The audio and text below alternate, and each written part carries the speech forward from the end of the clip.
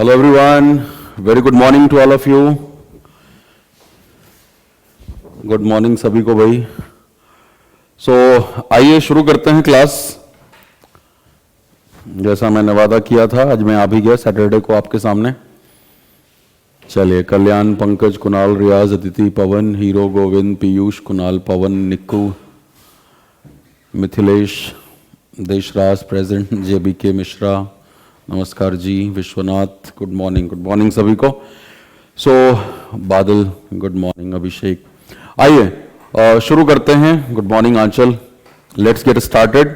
और आज हमें नया चैप्टर शुरू करना है. कल हमने वोकैबुलरी पढ़ी और वो चैप्टर है एडजेक्टिव. चलिए, सबसे पहला सवाल, व्हाट इज एडजेक्टिव. तो इस सवाल का जवाब आपको पहले से पता है. जो पीछे हम दो पार्ट्स ऑफ स्पीच पढ़ के आ रहे हैं, नाउन और प्रोनाउन, उनको मॉडिफाई करने की जिम्मेदारी किसके पास है? वो एडजेक्टिव के पास है. तो इसीलिए हम इस सीक्वेंस में चलाते हैं चीजों को, बिकॉज इन जो आपस में इनके इंटरकनेक्शन है वो हमें क्लैरिटी से समझ में आए. तो विशेषण, इनकी हिंदी क्या होती है एडजेक्टिव की? विशेषण. विशेषण वो शब्द होते हैं जो संज्ञा और सर्वनाम की विशेषता बताते हैं.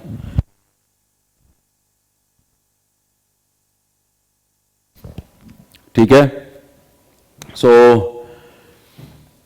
अब हम जरा, मैं यहां पे एग्जाम्पल लिखता हूं.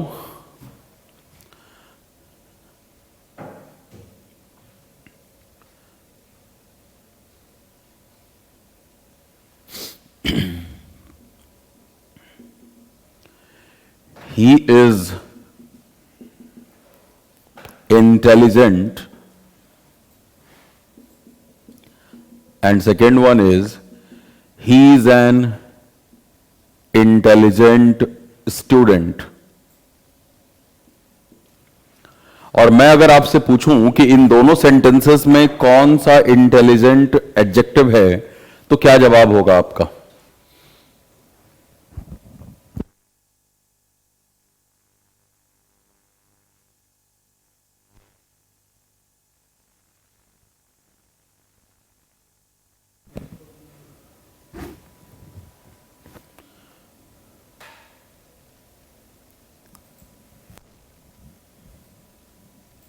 हाँ जी, सवाल आप तक पहुंच चुका है.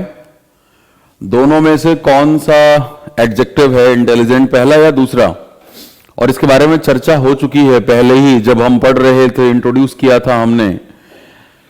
तो बादल जी, लाला कह रहे हैं सेकंड, रूबी कह रही हैं दोनों एडजेक्टिव है, शाहनवाज भी दोनों कह रहे हैं, मयंक जी कह रहे हैं सेकंड वाला.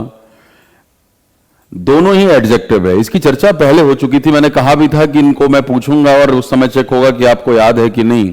तो चलो, बहुत सारे लोगों को याद है, बहुत अच्छी बात है. पवन, पंकज, आंचल, रियाज, बिल्कुल सही जवाब दिया है.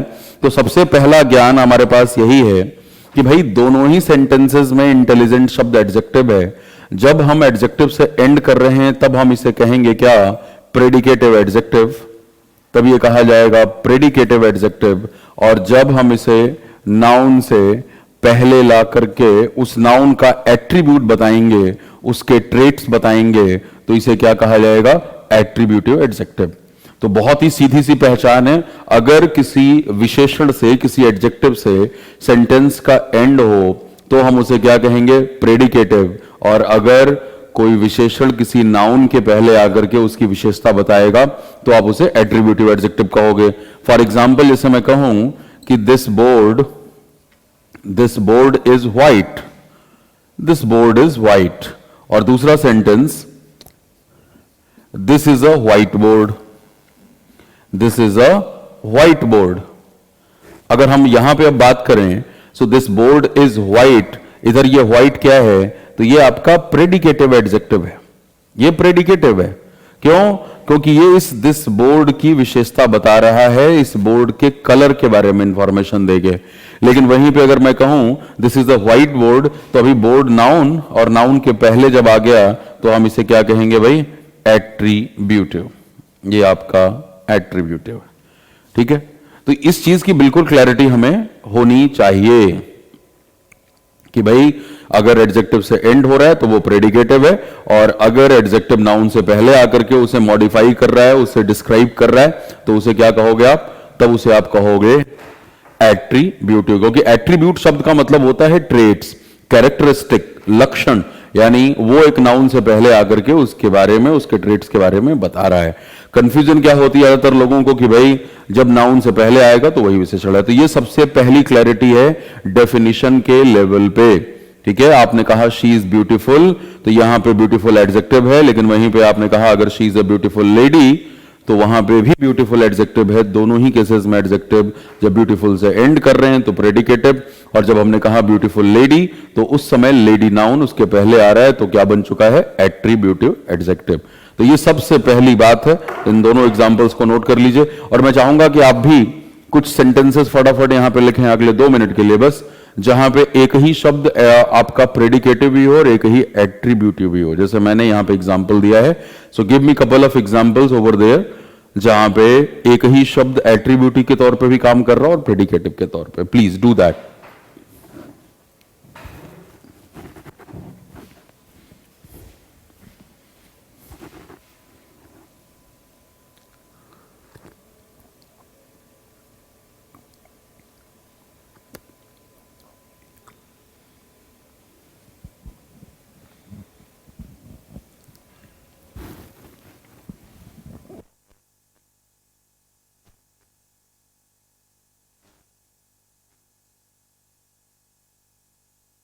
अब अमित कह रहे हैं इंडिया इज अ डेमोक्रेटिक। भैया क्या कर रहे हो अमित जी?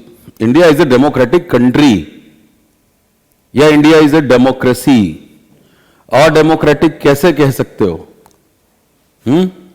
डेमोक्रेटिक शब्द एडजेक्टिव, एडजेक्टिव के पहले आर्टिकल नहीं आता, लेकिन एडजेक्टिव प्लस नाउन जब बनेगा डेमोक्रेटिक कंट्री, तो वो नाउन फ्रेज हो जाएगा और तब वो लगा सकते हो। Is a handsome boy, Ram is a good boy, Ram is good, this is black mobile, good morning Rajesh, Nitya, you are awesome, okay ji, I am smart, he is a smart person, India is a democratic country, Virat is a fine cricketer, he is brave, he is a brave boy. चलिए बहुत बढ़िया, तो सभी को समझ में आ गई ये बात। अब इसमें हम कभी भी गड़बड़ नहीं करेंगे। अब आ जाओ अगले पड़ाव पे पहुंचते हैं और एडजेक्टिव के टाइप्स को समझते हैं।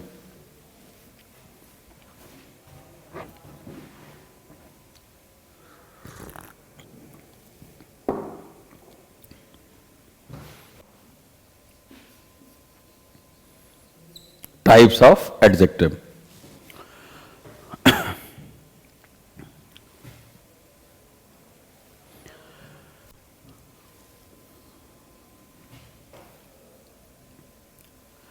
देखो ब्रॉडली अगर हम देखें, सो यहां पे बहुत बढ़िया, रियाज, गोविंद, लाला, कल्याण, सभी के सेंटेंसेस दिख रहे हैं मुझे, बहुत अच्छे। हाँ जी, अगर हम बात करें एडजेक्टिव के ब्रॉडर टाइप्स की, तो हमारे पास 2 कैटेगरीज आ जाती हैं एक तरीके से, राइट? दो कैटेगरीज आ जाती हैं, और एक कैटेगरी के अंदर सिर्फ एक तरह का एडजेक्टिव आता है, जबकि दूसरे कैटेगरी के अंदर बाकी सारे आते हैं। तो पहली जो हमारी कैटेगरी है वो है डिटरमाइनर्स की।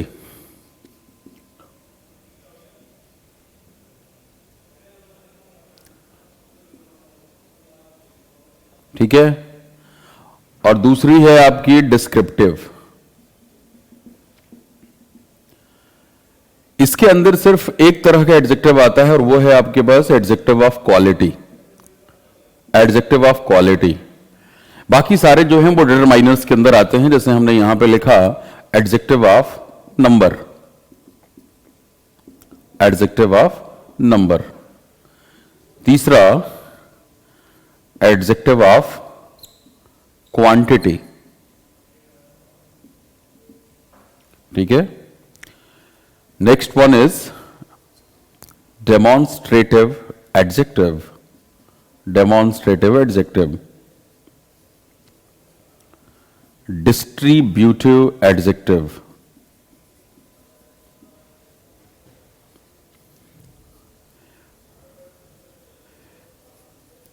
इंटेरोगेटिव एडजेक्टिव,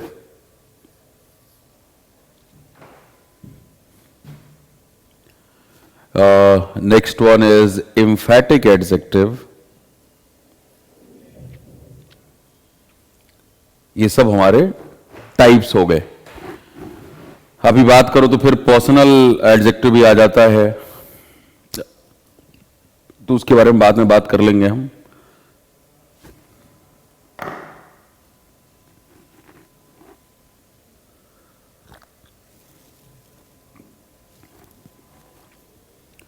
अब जरा इनको पहचान लेते हैं कि इनके अंदर क्या क्या हमारे पास एग्जाम्पल्स हैं। जैसे देखो, अभी आपने बहुत सारे सेंटेंस बनाए, यहां पे लिखा हुआ है माय फोन इज ब्लैक, कल्याण बता रहे हैं, गोविंद कह रहे Sita is a beautiful girl, honest boy. ये सब के सब जो हैं, ये सब के सब एडजेक्टिव ऑफ क्वालिटी हैं।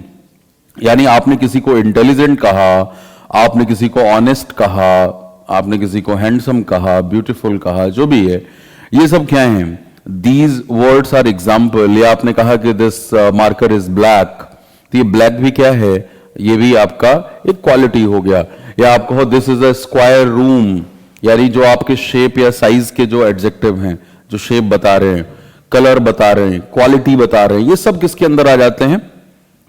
ये सब आपके एडजेक्टिव ऑफ क्वालिटी के अंदर आते हैं, और बाकी के सारे डिटरमाइनर्स के अंदर आते हैं। तो सबसे पहला सवाल तो ये पैदा होता है कि आखिर ये जो दो ब्रॉडर क्लासिफिकेशन है जिनके अंदर हमने इन सारे एडजेक्टिव्स को डाला है, वो क्यों किया है हमने?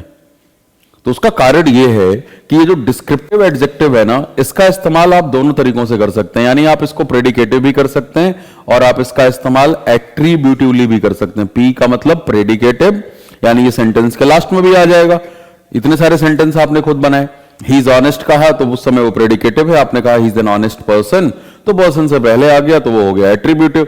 लेकिन जो डिटरमाइनर्स हैं हमारे, ये सिर्फ और सिर्फ एट्रीब्यूटिव होते हैं। इसका मतलब कि बाकी सारे एडजेक्टिव सिर्फ नाउन के पहले आते हैं।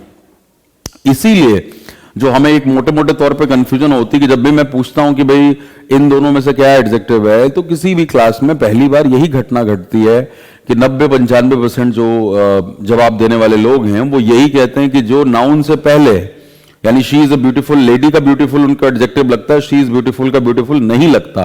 कारण यही है कि एडजेक्टिव के बाकी सारे टाइप्स नाउन के पहले आते हैं। तो हमारे दिमाग में ये बाय डिफॉल्ट बैड साइज आता है कि एडजेक्टिव हमेशा नाउन से पहले आता है। तो इस चीज की हमें क्लैरिटी होनी चाहिए, ठीक है?